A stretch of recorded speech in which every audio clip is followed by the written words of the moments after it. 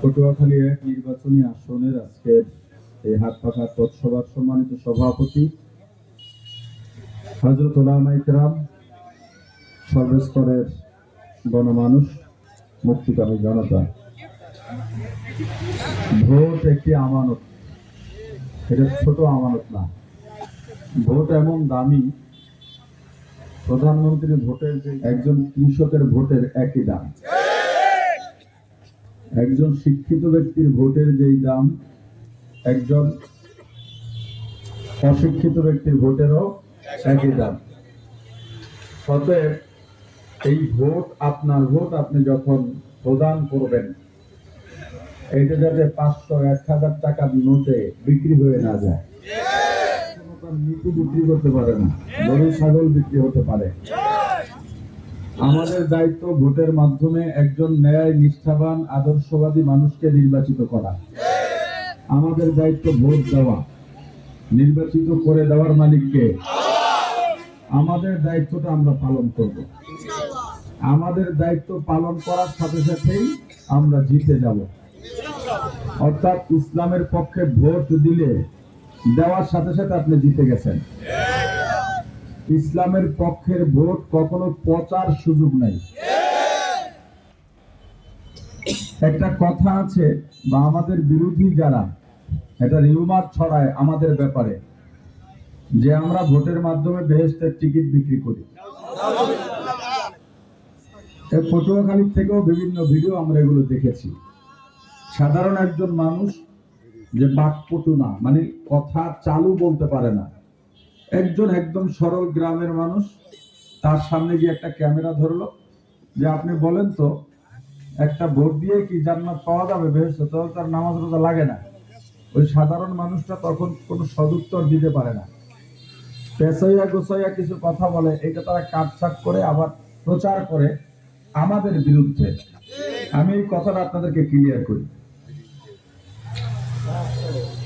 হাত পাকায় ভোট দিলে বেহেশত পাবেন এটা আমরা বলি না, তবে আমরা হাত পাকায় ভোট দিই আসলে বেহেশতের আশায়, জান্নাতের আশায় আমরা হাত পাকায় ভোট দিই।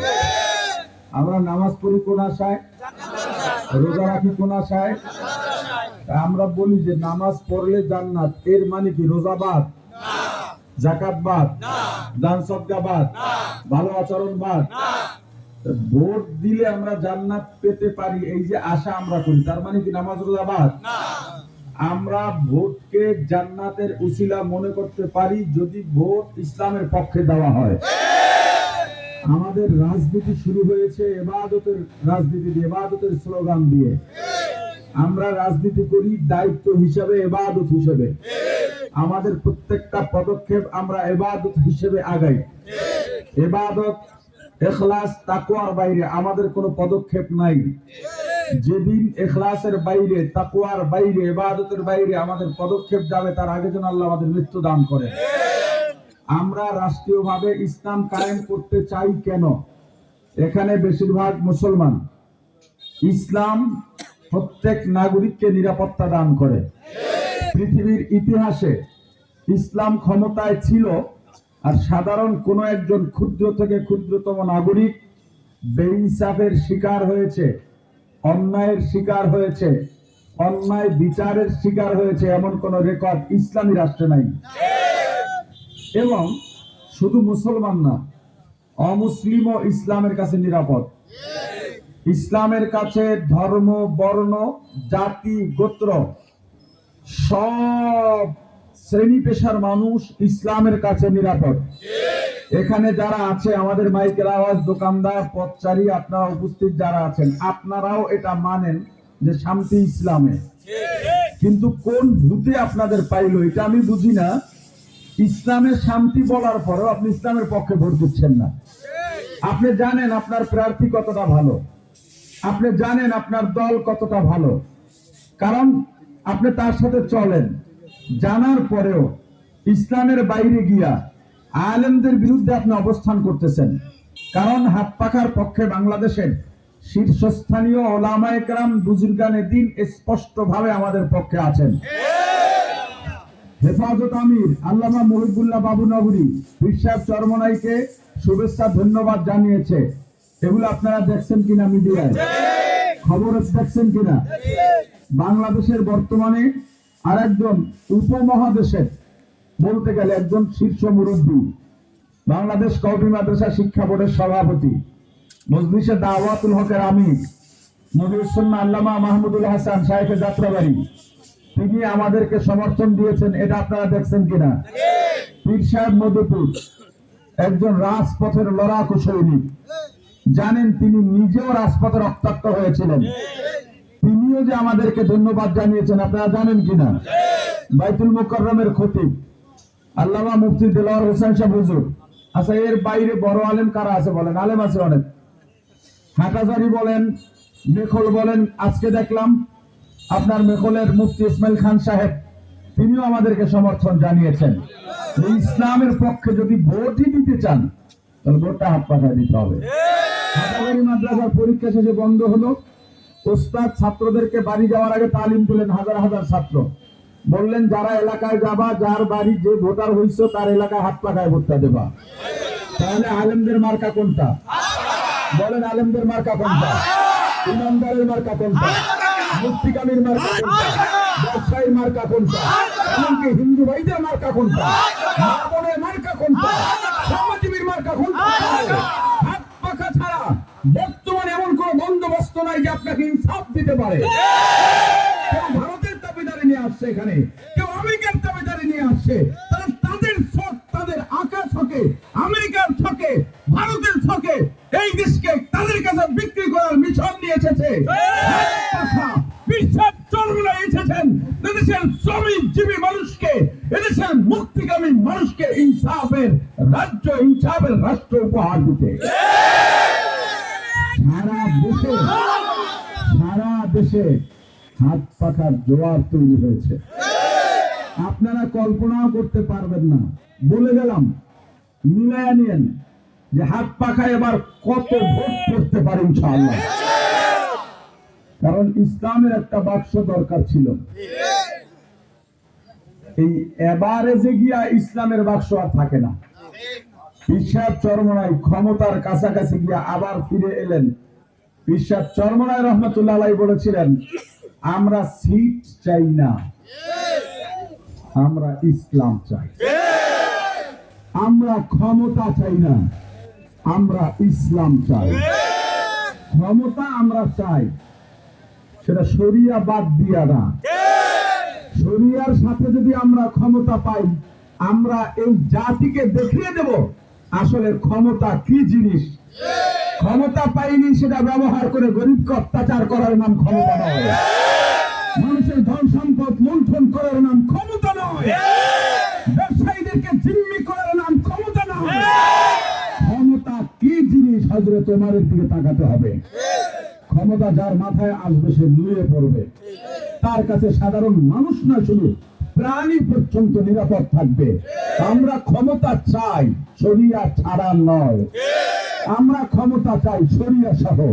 সারা দুনিয়ার ক্ষমতা দেবেন, সেই ক্ষমতায় শরিয়া নাই, ওই ক্ষমতা আমরা চাই না। আমাদেরকে শরিয়া দেবেন, ক্ষমতা থাক বা না থাক, ওটাই আমাদের কাছে সবচেয়ে বড় উপহার। এবার সারা বাংলাদেশে যেই সাধারণ ভয়টায় মানুষ পাইছিল, বিশ্বাস চরমনায় একা হয়ে গেলে কেমন করবে? আল্লাহ যার সাথে আছেন, আপনি এই ব্যাপারে প্রশ্ন করেন কেমন করবে? আমি জিতবো কি জিতবো না জানি না, আমি আল্লাহর বান্দা, আমি মুসলমান দাবি করেছি। আমি যখন ভূমিষ্ঠ হওয়ার পর কথা বলতে শিখেছি, আমার মা বাবা আমাকে প্রথমে শিখিয়েছেন লা ইলাহা ইল্লাল্লাহু মুহাম্মাদুর রাসূলুল্লাহ।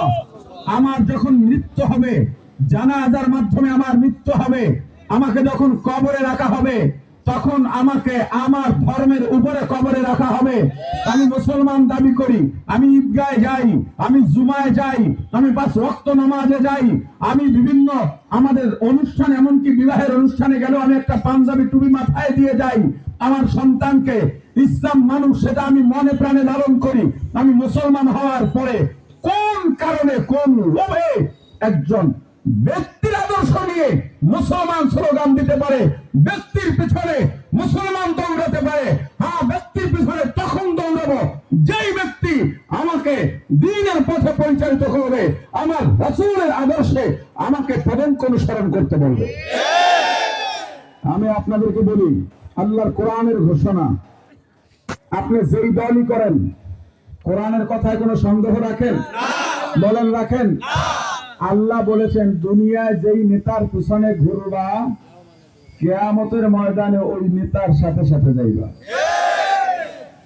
এখন তোমার নেতা কোন দিকে যাবে, জাহান্নামে যাবে না জান্নাতে যাবে, এটা তুমি জানো।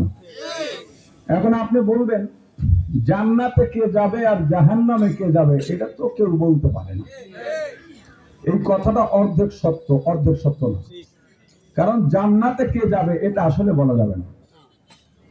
একজন ব্যক্তি 5 ওয়াক্ত পড়েছে, তাহাজ্জুদ পড়েছে, ইশরাক আওয়াবিনও পড়ে, রমজানে হারামাইন শরীফে ইতিকাফ করে, দান সদকা করে, তেলাওয়াত, দরুদ, ইস্তেগফার সব আমল করে, এরপর এই লোক জান্নাতে যাবে এটা বলার সুযোগ নাই। কিন্তু জাহান্নামে কে যাবে এটা বলা যায়। একজন মিথ্যা বলে, এখন আপনি বলবেন এই লোকটা জাহান্নামে যাবে, বলা যায় না, প্রশ্নই আসে না। মিথ্যাবাদী জাহান্নামী। যদি তওবা না করে মরে যায়, শর্তটা আমি লাগাই নিলাম। একটা লোক জুয়া খেলে, আপনি বললেন না একে জাহান্নামী বলো না, প্রশ্নই আসে না যে জুয়া খেলে ও জাহান্নামী, যে জিনা করে ও জাহান্নামী, যে হারাম খায় ও জাহান্নামী, যে চাঁদাবাজি করে ও জাহান্নামী। তুমি কোন নেতার পিছনে ঘোরো, তুমি সেই নেতাকে ভালো করে চেনো। তোমার নেতার পিছনেই তোমাকে কিয়ামতের ময়দানে যেতে হবে, যত বড় হাজি হও, গাজী হও আর মুন্সি হয়ে থাকো। আল্লাহর কোরআনের ঘোষণা, এখানে কোনো নেতার বাহাদুরি চলে না। আল্লাহর কোরআনের ঘোষণার বাইরে কোনো কথা হতে পারে না। কোরআনের ঘোষণাই চূড়ান্ত। তোমার নেতা কোন দিকে যাবে তুমি জানো, কারণ তুমি তো এলাকার থেকে চাঁদা উঠাইয়া তোমার নেতাকে তুমিই পাঠাও। তুমি যুবক ভাই, তোমাকে আমি অনুরোধ করে বলে যাই, বহু ঠকেছ, আর ঠকো না। তুমি মুসলমান, দল যেটাই করো, মিছিল যেটাই দাও দাও, দল যেটা করো করো, মার্কা নিয়ে ঘোরা ঘোরো, ভোট কেন্দ্রে গিয়ে হাত পাখা ভোটটা দিও। কারণ এবার হাত পাখার জয় জয়কার, এবার হাত পাখার যেই গণজোয়ার শুরু হয়েছে, ভোট বিপ্লব হবে এবার ইনশাআল্লাহ। এখন যদি পটুয়াখালী একে হাত পাখার জোয়ার দেখে কারো মাথা খারাপ হয়, কেউ যদি পাগল হওয়ার অবস্থা হয়, টেনশন করে না, 13 তারিখ আমরাই মাথায় পানি দিয়ে ঠান্ডা বানাই দেব। হাত পাখার জোয়ার সারা দেশের অংশ হিসেবে এই পটুয়াখালী একেও শুরু হয়েছে।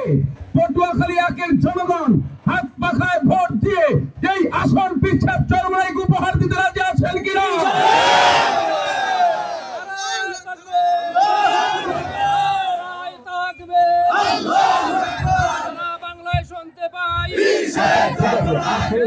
শোনেন, ইসলামের মার্কা কোনটা? ইসলাম তো কোন মার্কা ঠিক করে দেয় নাই, তাহলে আমরা ইসলামের মার্কা বলি কেন? এই মার্কাটা যারা নিয়ে আসছেন তারা ইসলাম কায়েম করতে চান, অতএব এই মার্কাটা ইসলামের প্রতীক। এই মার্কাটা নিয়ে যদি কেউ সুদ বাস্তবায়ন করতে চাইতো, তখন হয়তো এটা সুদের প্রতীক। কেউ যদি জুলুমের রাজ্য কায়েম করার জন্য মার্কা নিয়ে আসতো, তখন ওই মার্কাটা হয়তো জুলুমের প্রতীক। তাহলে আমরা আসছি ইসলাম কায়েমের জন্য। আমরা ভারতের গোলামি করতে আসি নাই, আমরা আমেরিকার গোলামি করতে আসি নাই, আমরা আমেরিকান এম্বাসিতে গোপন মিটিং করি না, আমরা ভারতীয় দূতাবাসে গোপন মিটিং করি না। তবে আমাদের গোপন মিটিং চলে, কোথায় চলে জানেন? আমাদের গোপন মিটিং চলে গভীর রাতে। আমাদের মিটিং আমাদের সঙ্গে থাকেন আমাদের আল্লাহ। পীর সাহেব চরমোনায় চেষ্টা করেছেন সব ইসলামী দলগুলো নিয়ে একটা ইসলামের বাক্স করা, ঐক্য করার চেষ্টা করলেন, কিভাবে সবাইকে ঐক্যবদ্ধ রাখা যায়। কিন্তু ঐক্যটা ভাঙলেন কারা? আমেরিকান এম্বাসিতে গোপন বৈঠক করেছেন যারা, তাদের পক্ষ থেকে এখানে মার্কা আসছে শুনছি ঈগল। এই ঈগল কখনো ইসলামের মার্কা নয়।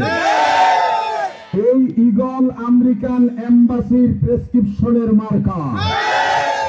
এই মার্কা শরিয়া চায় না। তারা প্রকাশ্যে বলেছে আমরা ক্ষমতায় গেলে শরিয়া বাস্তবায়ন করব না। তারা প্রকাশ্যে বলেছে তারা মৌলবাদী না। কোন ব্যক্তি মৌলবাদী ছাড়া থাকতে পারে না।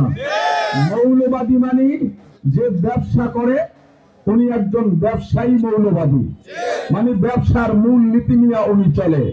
যদি কোনো ব্যবসায়ী বলে আমার ব্যবসায় কোনো মূল নীতি নাই, তার মানে ওজনে কম দেয়, নিজে বেশি নেয়। যদি কোন ব্যক্তি ধর্মের ক্ষেত্রে বলে আমি ধর্মীয় মৌলবাদী না, তার মানে তার ধর্মের মূল ঠিক নেই। যার ভিতরে ধর্মের মূল নাই ও কখনো ধর্মের দোহাই দিতে পারবে না। ও কখনো ইসলাম নিয়ে ইসলাম ব্যবহার করে কথা বলতে পারবে না। আরেকটা অভিযোগ আমাদের বিরুদ্ধে যে আমরা ধর্ম ব্যবহার করে ধর্মের নামে করি, ভোট চাই, ধর্মের নামে রাজনীতি করি, ধর্মের দোহাই দিয়ে আমরা ভোট তালাশ করি, নির্বাচন করি। ধর্মের দোহাই ছাড়া, ধর্ম ছাড়া রাজনীতি হয় কিভাবে? মুসলমান তো মার্কা দিয়ে ধর্মই বাস্তবায়ন করবে। অতএব ধর্মের নামে আমরা ভোট চাবো না, তো আমরা কার নামে ভোট চাবো? জালেমের নামে? আমরা কি আমেরিকার গোলামের নামে কি আমরা ভোট চাবো? প্রত্যেককে মুষ্টিবদ্ধ হতে হবে, কোমর সোজা করে দাঁড়াতে হবে। রক্তচক্ষুকে ভয় পাওয়া যাবে না, শক্তিকে ভয় পাওয়া যাবে। প্রয়োজনে রক্ত দিতে হলে রক্ত দেব, জীবন দিতে হলে জীবন দেব। আমাদের রক্ত বৃথা যাবে না, জীবন বৃথা যাবে না। আমরা ইসলামের পক্ষে আছি, ইসলাম নিয়ে বাঁচবো, ইসলাম নিয়েই মরবো।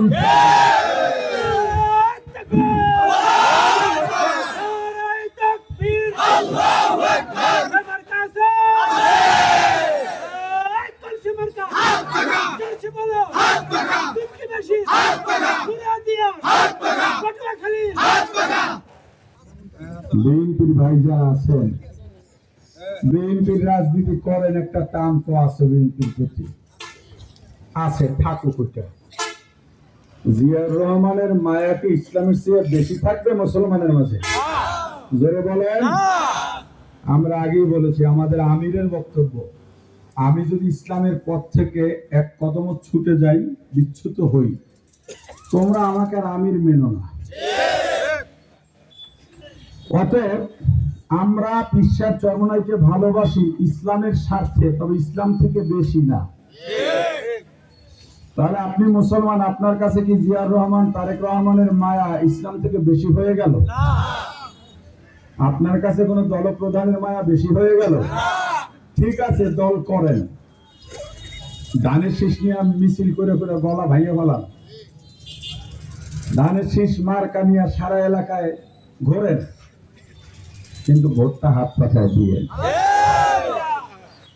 দল হিসাবে না, আপনি মুসলমান হিসেবে আপনার কাছে আমি হাবিবুর রহমান মিসবাহ, কুয়াকাটার হুজুর, আপনাকে বলে গেলাম কিয়ামতের ময়দানে আপনার সঙ্গে আমার দেখা হবে। সব মানুষগুলোকে সাক্ষী রেখে বললাম দেখা হবেই হবে।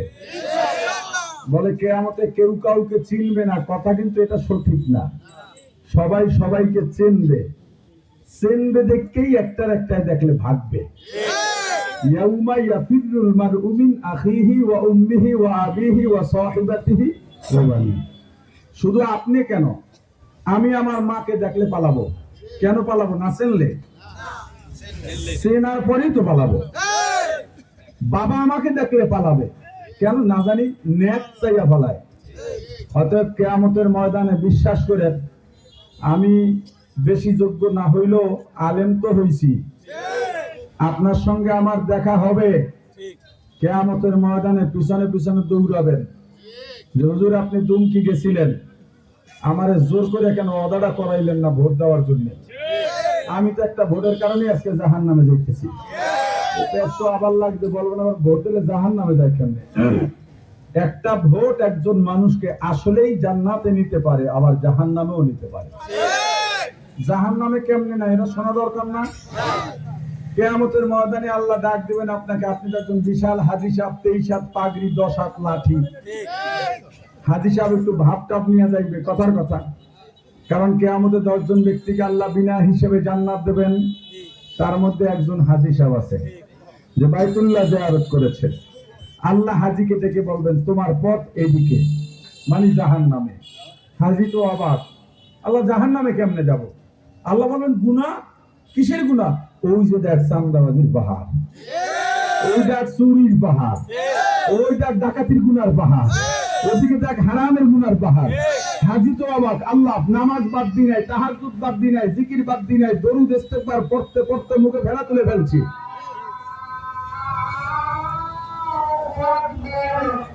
নামাজের পরে বলি না। আচ্ছা, সংক্ষেপে শেষ করছি।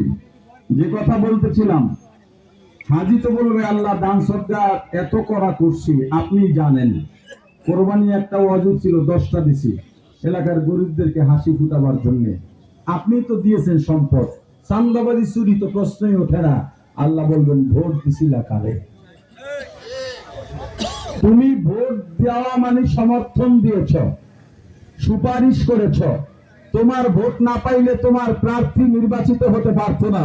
তোমার প্রার্থী নির্বাচিত হয়ে চাঁদাবাজি করছে, চুরি করছে, ডাকাতি করছে, হারাম খাইছে, জনগণের হক নষ্ট করছে, কত মানুষের অভিশাপ তার উপরে পড়ছে, এর একটা একটা ভাগ তুমি পাইছো। আচ্ছা বলো, চাঁদাবাজির টাকার ভাগ পাইছো? না আল্লাহ তা তো পাই নাই। চুরির ভাগ পাইছো? পাই নাই। টাকা পয়সার ভাগ পাও নাই ঠিক, তবে গুনার ভাগ ঠিকই পাইছো। অতএব জাহান্নামে যাও।